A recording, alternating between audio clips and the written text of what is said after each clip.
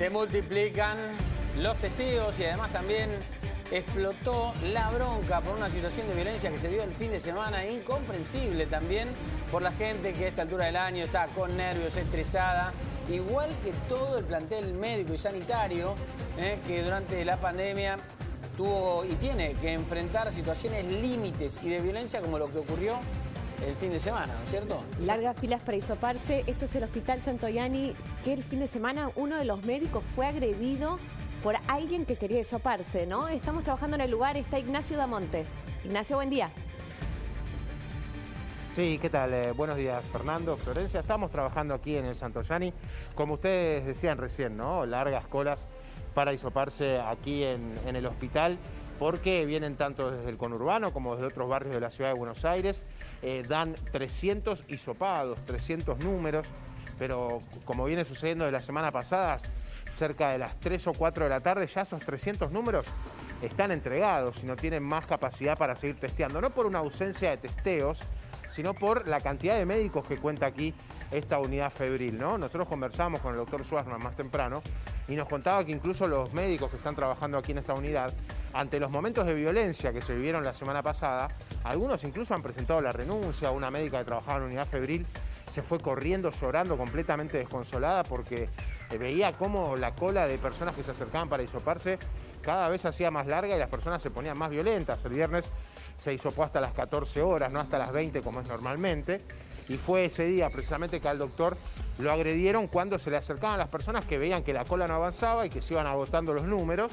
Y cuando finalmente se dieron las 2:30 de la tarde y dijeron que no iban a entregar más números, ahí fue cuando arteramente un hombre se le acercó al doctor, le pidió un minutito, quería conversar con él y le puso una piña en la nariz. No le rompió la nariz por poco, quedó con toda su cara ensangrentada. Asimismo siguió atendiendo a los que ya tenían número para poder hisoparse. Bueno, escenas que se viven aquí en el Santoyani que ya se vivieron el año pasado. ¿Sí? Nosotros estuvimos aquí en abril, también cubriendo la cantidad de personas que se vienen a hisopar aquí y los momentos también tensos que tiene que vivir un personal médico que está estresado, que está cansado. No, y además, y que después de 2 meses tranquilos, bueno, hoy vuelven a verse las mismas escenas que hace un año atrás, Fernando. y además provocó, bueno, obviamente una situación de conflicto gremial, ¿no? En las horas posteriores a ese incidente. Vamos a escuchar la palabra de... Oscar Schwarzman. Sí, vamos a escuchar la palabra del médico en instantes nada más. Porque ahora estamos con Guillermo Docena para hablar de este tema también. Después José Costa tiene un montón de información respecto de cómo está en el país el tema restricciones y demás. Pero Guillermo Docena está en línea para hablar con él.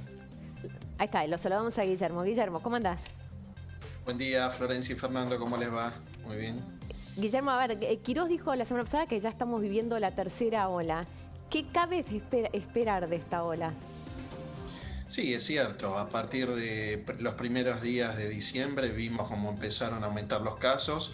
Ahí empezó el rebrote y realmente no sabemos qué va a pasar. El año pasado exactamente se dio lo mismo. La diferencia es que no había una sola persona vacunada el año pasado, por eso hubo el triple de internados y de fallecidos, y este año parece estar más controlado. La vacuna lo que ha logrado es transformar la neumonía en una gripe, por lo cual, ¿qué va a pasar? Realmente es difícil predecir. Fíjense lo que pasó con Delta, fue muy distinto al resto de los países, por lo cual yo soy optimista porque mucha gente está vacunada y el que tiene que estar preocupado es el no vacunado en este momento.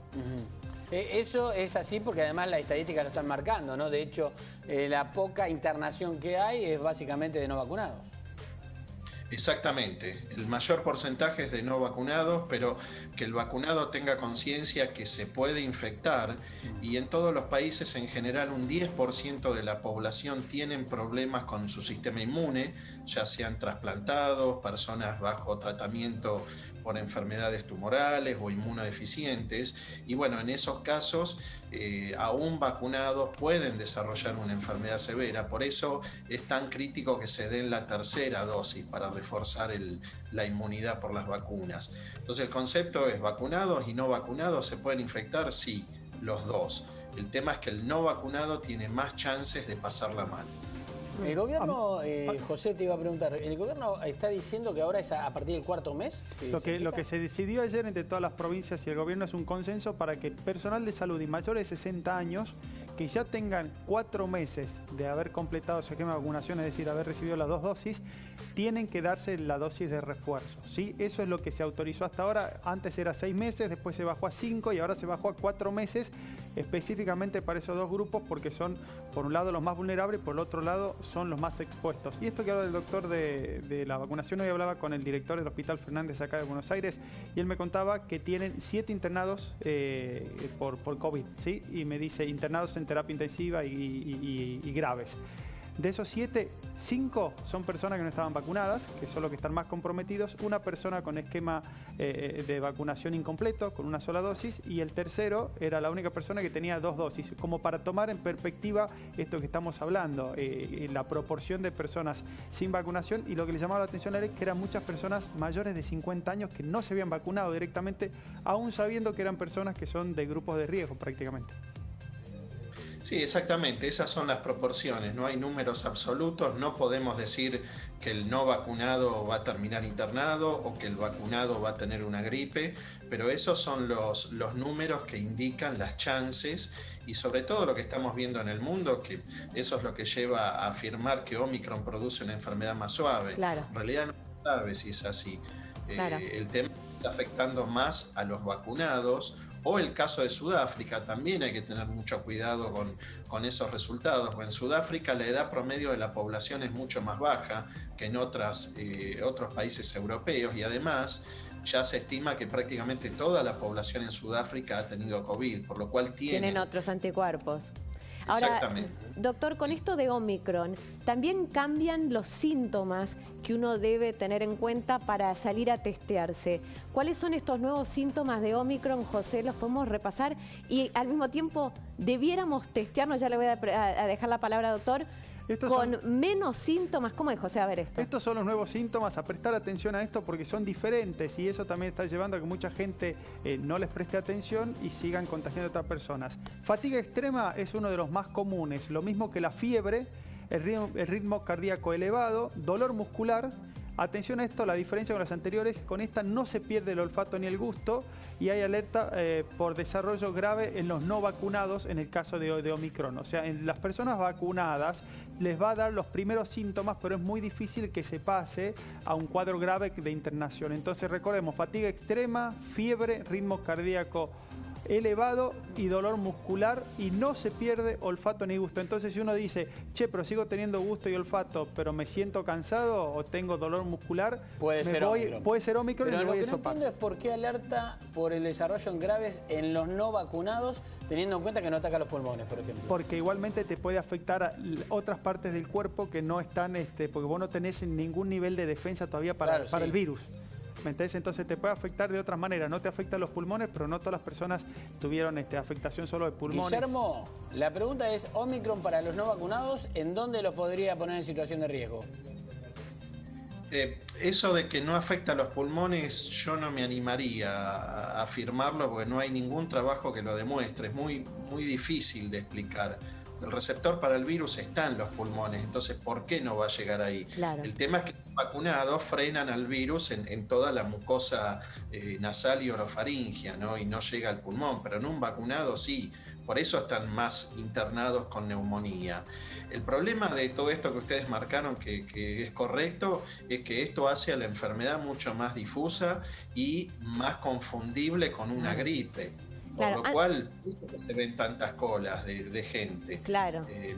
Lo importante es que el que tiene síntomas se haga el análisis, porque puede estar contagiando a otras personas. Claro. Ese es el punto. Doctor, entonces, ¿pero qué 2 síntomas? Antes era fiebre y algo más. Si uno tiene fiebre y dolor de cabeza, te testeas. Si tenés fiebre, ¿ahora es fiebre y algo más o no necesariamente? ¿O nos testeamos porque tenemos, qué sé yo, un poco de dolor corporal? No, dolor corporal no sé, pero congestión, dolor de garganta, todo lo que afecte esta mucosa nasal y orofaringia, ahí es donde está el virus, produce inflamación. Así que cualquier síntoma compatible, yo les diría con una gripe, hay que ir a testearse, porque justamente eso es lo que pasa, se confunde exactamente con una gripe. Y eso es un grado de evolución del virus, ¿no? Porque tiende a desconcertar cada vez más y de esa manera se disemina. Pero peor que eso es la cantidad de asintomáticos que hay. Y esos no están contabilizados. O sea que el número tiene que ser mucho mayor de lo que hoy estamos viendo. Dejanos que volvemos al Santoyani. Ya volvemos con vos también, obviamente, pero para que compartamos juntos lo que decía el médico, ¿no? Agredido. ¿Está Ignacio? ¿Lo va a presentar desde ahí, Ignacio? Sí, Fernando, bueno, estuvimos charlando con el doctor Schwarzman, con él había charlado el 14 de abril del año pasado, ¿sí?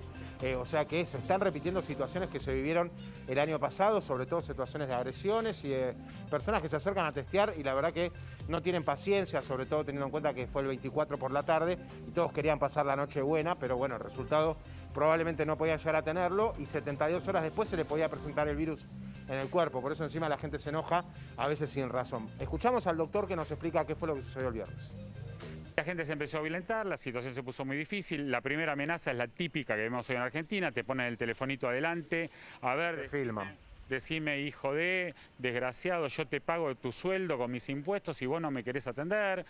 La provocación continua que vemos en todas las situaciones que puede haber, no solamente en las médicas. Tratamos de no contestar a todo eso, hubo gente que se dio la vuelta atrás, donde yo estaba hisopando y me increpó de mala forma. Decidí no contestarles y seguir hisopando, hasta que siendo la 1:10, 1:05, escucho una voz masculina atrás mío, yo estaba hisopando ahí atrás. Ahí detrás de los trailers. Sí, atrás del amarillo, en el blanco, y escucho una voz masculina que me dice, ¿vos sos el jefe? Sí. Escúchame lo que te quiero decir, o te quiero decir algo, no me acuerdo exactamente las palabras.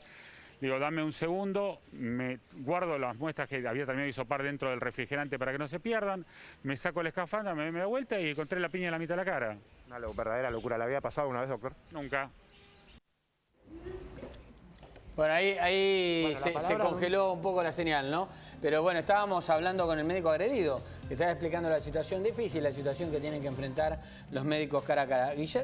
Guillermo, a ver, situaciones de estrés se vivieron durante toda la pandemia. Situaciones con estas se agudizan porque estamos en una época del año muy particular, ¿no? La gente se quiere testear porque se quiere ir de vacaciones o porque tiene síntomas y se agolpa todo esto. Ahora, más allá de las situaciones de estrés, ¿hay una situación de colapso en el sistema o de virtual colapso por la conjunción de testeos y atenciones? Sí, obviamente que el sistema está saturado en lo que es testeos. Eso es algo que se puede manejar.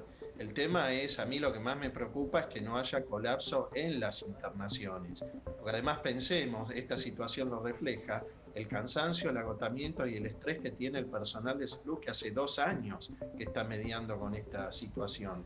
Por lo cual también al momento de uno pensar qué voy a hacer, a dónde voy, cómo voy, pensemos un poco en eso.